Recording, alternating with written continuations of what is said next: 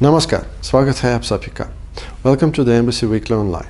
On November 18, Russian President Vladimir Putin took part in the expanded meeting of the Russian Foreign Ministry's Collegium. Speaking on the priority objectives for the diplomatic service, he underlined that Russia is committed to developing partnership and mutually beneficial constructive relations with all countries, global and regional associations, including Eurasian Economic Union, Collective Security Treaty Organization, ASEAN, APEC, BRICS, SCO, G20 and others, to counter common challenges and threats. He especially underlined Moscow's intent to further develop a special and privileged strategic partnership, our truly multifaceted bilateral cooperation with India, which we see as independent and strong center of the multipolar world. The President also touched upon a destructive behavior of the Western countries, which in pursuit to impose their own concept of the rules-based world order, continue their unilateral sanctions policy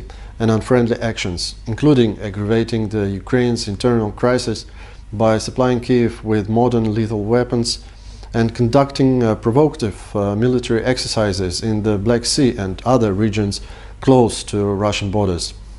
In the context of the COVID-19 pandemic, which is far from being overcome, and the risks of the new waves of the disease are quite likely, Vladimir Putin reiterated Russia's calls for establishing actual cooperation in fighting the insidious disease on an equal and fair basis. He also stressed the vital need to provide the firm support in every possible way to the World Health Organization.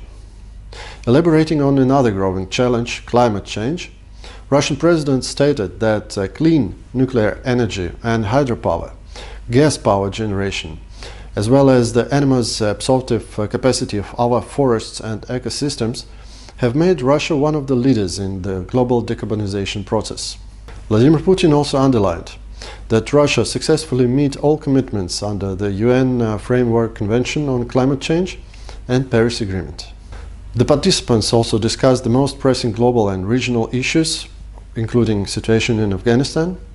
On the results of the event, Russian Foreign Minister Sergei Lavrov answered questions from media. Which are enshrined in the concept of foreign policy of the Russian Federation. We discussed the potential updates to the documents because it was created at an earlier date when the international arena looked differently, and we need to reflect the changes that happened over the past few years in the updates to the concept that will be published early next year. Unfortunately, the West doesn't wish to do business with Russia based on respect, to sovereignty and other. We do not believe that this course corresponds to our interests. We are always ready to negotiate based on mutual respect, based on equal rights. On November 12, the Third Committee of the UN General Assembly's 76th session adopted the resolution combating glorification of Nazism, neo-Nazism and other practices that contribute to fueling contemporary forms of racism, racial discrimination, xenophobia and related intolerance. The document, which is initiated by the Russian Federation, condemns the glorification of the Nazi movement and the former members of the Waffen-SS organization, which is being manifested nowadays in erecting monuments, memorials and holding public demonstrations in the name of the Nazi past. It is symbolic that the document was approved on the eve of the 75th anniversary of the verdict in the Nuremberg trials, which provided a fundamental assessment of the Nazi regime's crimes and formalized the outcome of World War II. We would like to express our deepest gratitude to the Indian side for co-sponsoring the initiative along with 58 countries. During the vote, 121 states voted in favor, including India, with 53 countries abstained. Together with that, it is very hard to understand and highly regrettable that Ukraine and the United States voted against this document, being the only two states which demonstrated such an irresponsible and provocative attitude. We are confident that the adoption of this resolution is a clear signal to some countries to stop nourishing radical elements in pursuit of their own political ambitions at the expense of our common future. On November 15, Russian Defense Ministry conducted a successful test resulted in the destruction of the inactive Russian satellite that had been in orbit since 1982. That was done in strict compliance with international law, including the Outer Space Treaty, and was not directed against any party. The debris it produced did not create any threats and did not pose any obstacles to the functioning of orbital stations and spacecrafts or other space activities.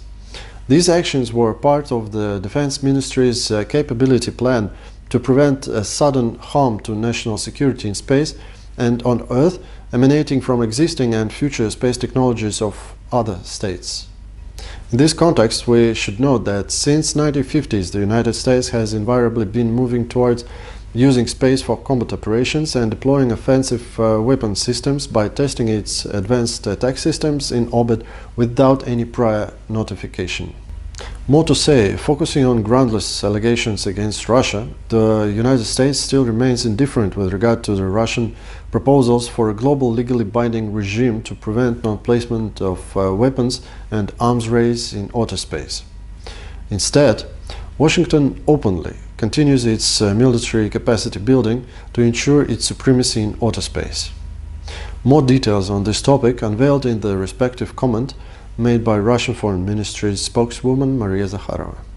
The link you will find in description. On November 17, following the Bangladesh-chaired 21st annual meeting of the Council of Foreign Ministers of the Indian Ocean Rim Association, IORA, Russia was granted the status of an IORA dialogue partner. We are grateful to all member countries, including our Indian friends, for supporting our application. The decision confirms a broad recognition of Russia's constructive role in strengthening multilateral cooperation based on the norms and principles of international law. Consistently supporting the UNGA Resolution 2832 that declared the Indian Ocean as a peaceful zone, Russia is ready, now as an IORA dialogue partner, to continue its tangible contribution to implementing goals of the forum in such areas as maritime security, including combating piracy, trade and investment, prompt emergency response, tourist and cultural ties, education, science and technology.